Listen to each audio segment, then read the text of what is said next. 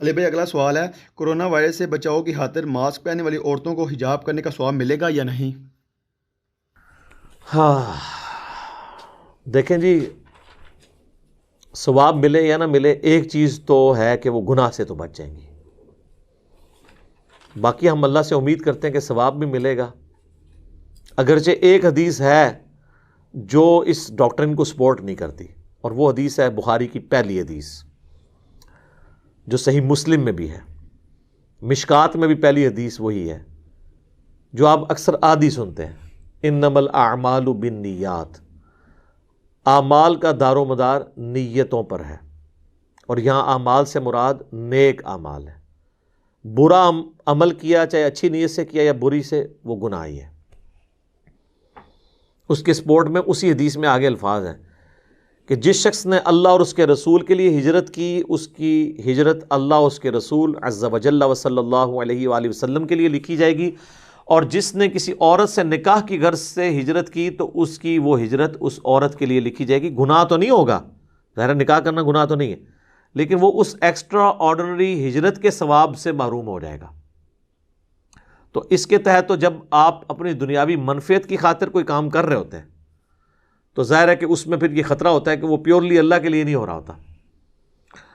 تو اس حدیث کے تحت دیکھا جائے تو ظاہر ہے کہ وہ پھر شاید اس طرح کا ایکسٹرا آرڈنری ثواب نہ ملے. لیکن ہم آپ کی امید بندھانے کے لیے آپ کو ایک اور حدیث بتا دیتے ہیں جو صحیح مسلم میں ہے کہ نبی علیہ السلام نے فرمایا کہ ہر تسبیح صدقہ ہے، یعنی سبحان اللہ. ہر تحمید صدقہ ہے، یعنی الحمدللہ. ہر تحلیل صدقہ ہے، یعنی لا الہ الا اللہ کہنا. امر بالمعروف و نہی عن المنکر، نیکی کا حکم دینا اور برائی سے روکنا بھی صدقہ ہے. حتیٰ کہ تمہارا اپنی بیویوں سے تعلق قائم کرنا بھی صدقہ ہے. یہ صدقہ پنجابی والا نہیں، عربی والا، یعنی نیکی کا کام ہے. تو صحابہ نے کہا کہ یا رسول اللہ، یہ بیویوں سے ازدواجی تعلق قائم کرنا بھی ثواب کا کام ہے. آپ نے فرمایا اگر یہی عمل تم حرام طریقے سے کرو تو کیا تمہیں گناہ ہوگا؟ ان کا ہوگا یا رسول اللہ. تو آپ نے فرمایا تمہیں اس سے ثواب بھی ہوگا. تو اس سے یہ بات پتہ چلی کہ اگر کوئی کام ایسا ہے جس سے الٹیمیٹلی اللہ کو وہ کام پسند ہے تو آپ نے چاہے اپنی دنیاوی منفعت کے لیے بھی اس کو کر لیا تو ایٹ لیسٹ آپ کو ثواب ملنے کے چانسز ہیں، یا کم از کم آپ گناہ سے تو بچ جائیں گے نا جی.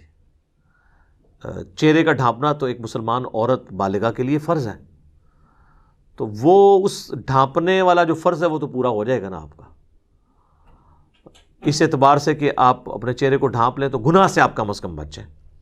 تو میں سمجھتا ہوں یہ ماسک تو بڑی نعمت ہے.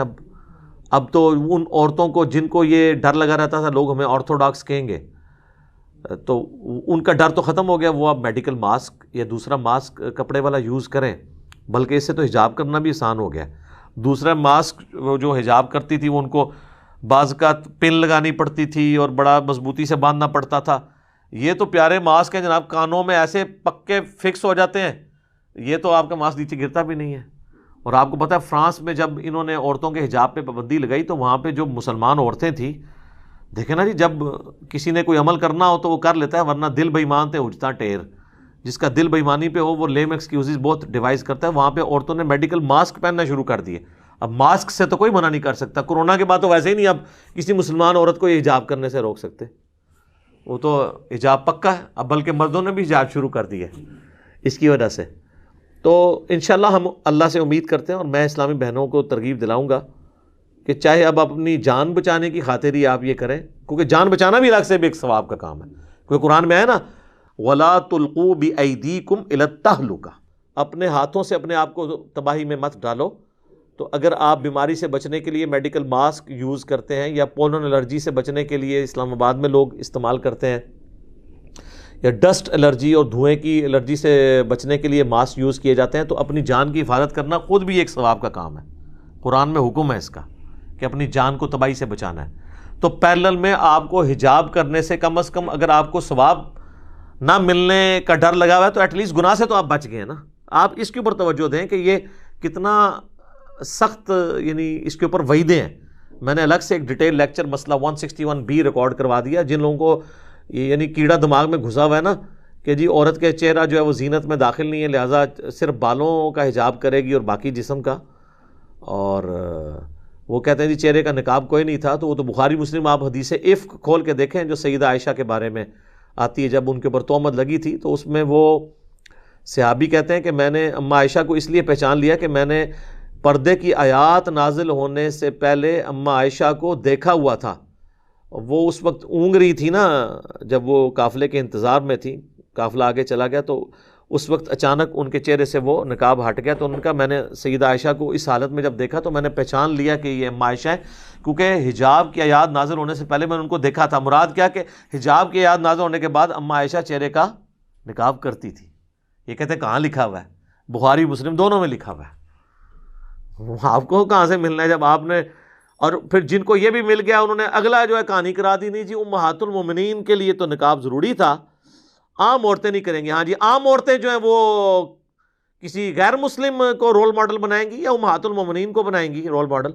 اور آج کے دور میں جب کہ اتنا فتنے کا دور ہے اور تصویر کی شکل میں بے حیائی کتنی عام ہو رہی ہے، اس میں تو اجتہاداً بھی اگر علماء یہ کہتے ہیں نا کہ چہرے ڈھانپے جائیں تو کوئی حرج نہیں تھا. اگر آپ کو اس سے چڑھ ہے کہ قرآن و سنت میں نہیں ہے تو یہ جو ہے نا وہ الفتنۃ اکبر من القتل، فتنہ جو ہے وہ قتل سے بھی بڑی چیز ہے. اور اس کو سپورٹو وہ حدیث ہے صحیح بخاری کی، اماں عائشہ کہتی ہیں کہ اگر نبی علیہ السلام میرے زمانے کی عورتوں کا حال دیکھ لیتے تو ان کو مسجد میں نماز پڑھنے پہ پابندی لگا دیتے. اور یہ اس زمانے کی بات ہو رہی ہے. تو آج کل آپ ذرا سوچیں، جب ہر ہاتھ میں اسمارٹ فون ہے، مساجد کے اندر سی سی ٹی وی کیمرے رکھے ہوئے ہیں، عورتوں کی ویڈیو بنا کے کوئی اس طریقے سے نیٹ پہ چڑھانا شروع کرتے ہیں، تو میں سمجھتا ہوں آج کل تو عورتوں کو مسجد میں اعتکاف بھی نہیں کرنا چاہیے، سیف نہیں ہے. نماز کے لیے بھی جائیں تو حجاب کی حالت میں ہی نماز پڑھیں، عورتوں میں بھی جا کے اپنا حجاب نہ اتاریں. ایسی ایسی بازاری عورتیں پھر رہی ہیں اور وہ ایک گھر میں داخل ہوتی ہیں اور پورے محلے میں اس گھر کی خبر دیتی ہیں اور دوسرے گھروں کی اس گھر میں آ کے دیتی ہیں. تو اس لیے جو ہے نا ان کے ساتھ ایسی جو عورتیں جو پھرنے ٹرنے والی ان کے ساتھ انٹریکشن بھی نہیں ہونا چاہیے. بخاری مسلم میں حدیث ہے، ایک ہجڑا آیا اور وہ ام سلمہ اور ان کے بھائی بیٹھے ہوئے تھے، نبی علیہ السلام کی بیوی ام سلمہ، اور وہ کہنے لگا کہ جب طائف فتح ہوگا نا میں وہاں تمہیں ایک عورت دکھاؤں گا کہ جو جب جاتی ہے تو اتنے اس کے پیٹ پہ بال پڑتے ہیں اور جب واپس آتی ہے تو اتنے، کیونکہ عرب کے لوگ موٹی عورتوں کو پسند کرتے تھے. تو نبی علیہ السلام اچانک اسی وقت وہاں انٹر ہوئے. آپ نے اس ہجڑے کو، حالانکہ ہجڑا تھا، ٹرانسجینڈر تھا، آپ فرمایا کہ اٹھ جاؤ ادھر سے نکل جاؤ، اور آپ فرمایا اس طرح کے لوگ تمہارے قریب نہ آئیں جو تم لوگوں کو اس قسم کی پٹیاں پڑھا رہے ہیں. یہاں پہ بھی جو ہمارے لوگ جو ہے نا وہ آ کے ہمیں بتا رہے ہوتے ہیں وہ جی علی بھائی وہ بڑی بے حیائی ہو گئی ہے جی، اس طرح کی ویڈیو آئی ہے. تسی ویڈیو اس طرح کی کو دیکھ دو، یعنی آپ علم حاصل کرنے کے لیے اس طرح کی بیہودہ ویڈیوز دیکھ رہے ہیں.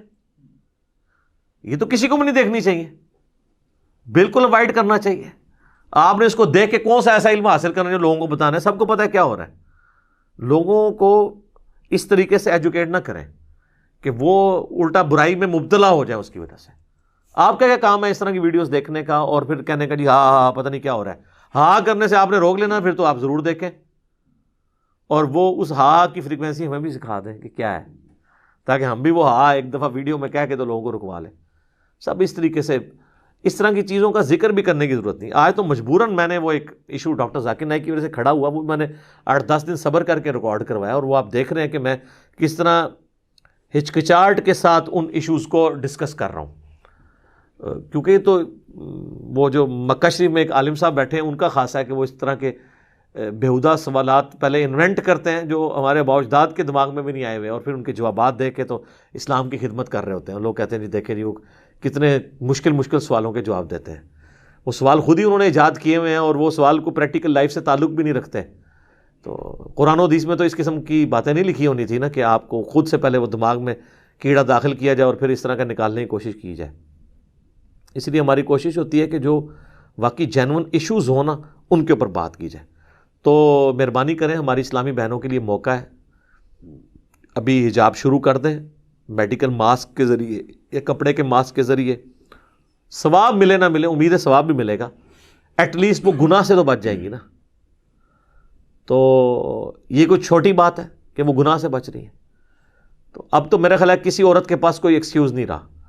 اب جن لوگوں کو یہ ڈر تھا نا کہ لوگ ہمیں آرتھوڈاکس کہیں گے، وہ کالج اور یونیورسٹیز کی بچیاں جو ڈرتی تھی کہ لوگ کہیں گے یہ تو آرتھوڈاکس ہے، ان کے پاس بھی بہانہ ختم ہو گیا ہے۔ آپ کو اگر یہ خطرہ ہے، حالانکہ میں نے بہت پہلے یہ مشورہ دیا تھا، آج سے 4 سال پہلے ویڈیو ریکارڈ کری تھی اس وقت بھی، کہ اگر آپ کو خطرہ ہے تو آپ میڈیکل ماسک یوز کریں۔ اور اب تو یہ کورونا سے 4 سال پہلے ہی میں نے یہ کہہ دیا تھا، اب تو آپ کو کوئی سمجھے گا بھی نہیں، بلکہ شاید ماڈرن سمجھے گا کہ یار یہ تو بڑے سائنٹیفکلی اپنی صحت کا خیال رکھنے والے لوگ ہیں جو میڈیکل ماسک استعمال کرتے ہیں۔ اب آرتھوڈاکس آپ کو نہیں سمجھے گا۔ اگر آپ نے وہ والا حجاب نہیں کرنا تو آپ وہ والا حجاب کریں، میڈیکل ماسک یوز کریں، اور باقی بالوں کے اوپر تو آپ ویسے ہی کر لیں۔ تو جن لوگوں کو چہرہ چھپاتے ہوئے پہلے آر محسوس ہوتی تھی تو اب وہ یہ کرنا شروع کر دیں، تو ایٹ لیسٹ اللہ کے حضور وہ گناہ سے تو بچ جائیں گی نا۔ اور میں امید کرتا ہوں انشاءاللہ تعالیٰ ان کو ثواب بھی مل جائے گا انشاءاللہ تعالیٰ۔